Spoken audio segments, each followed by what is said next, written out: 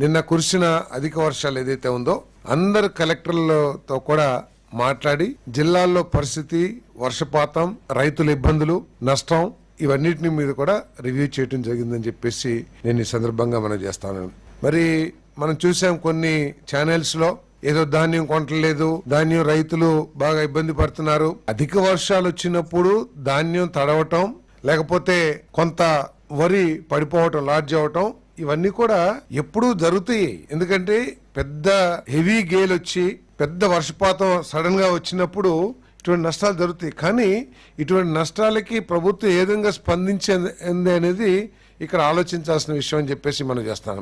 మీరు వర్షం రాగానే వెళ్ళి గద్దలాగా వాలిపోయి ఏదో ప్రభుత్వం ఏదో చేయట్లేదు, లేకపోతే చాలా నష్టపోయారు అనే పరిస్థితిని సృష్టించడానికి, అనే భావన కల్పించడానికి ప్రయత్నం చేయటం దిగజారుడుతనంగా నేను భావిస్తా ఉన్నాను.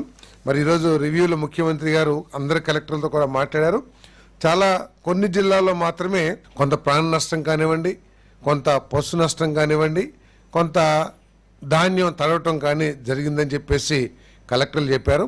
మరి కలెక్టర్ని రేపటికల్లా పూర్తి సమాచారంతో, ఎందుకంటే ఇటువంటి కుహానా రాజకీయాలు చేయటం కోసం జరగంది కూడా చాలా ప్రచారం చేయడానికి ప్రయత్నం చేస్తున్న సందర్భంలో వాస్తవ పరిస్థితుల్ని, ఎగ్జాక్ట్ లాసెస్ని తెలియజేస్తూ రేపు రిపోర్ట్ ఇవ్వమని చెప్పేసి చెప్పడం జరిగిందని చెప్పేసి మనం చేస్తాం. మరి ఈ సందర్భంగా ముఖ్యమంత్రి గారు చాలా స్పష్టమైన ఆదేశాలు ఇచ్చారు. హ్యూమన్ లాసెస్ కి, అదేవిధంగా క్యాటిల్ లాసెస్ కి డిజాస్టర్ రూల్స్ ప్రకారం ఏదైతే ఉన్నాయో, ఎగ్జిస్టింగ్ రూల్స్ ఏదైతే ఉన్నాయో ఆ నష్టపరిహారాన్ని వెంటనే చెల్లించమని చెప్పేసి చాలా స్పష్టంగా ఆదేశాలు ఇవ్వడం జరిగిందని చెప్పేసి మనం చేస్తాను.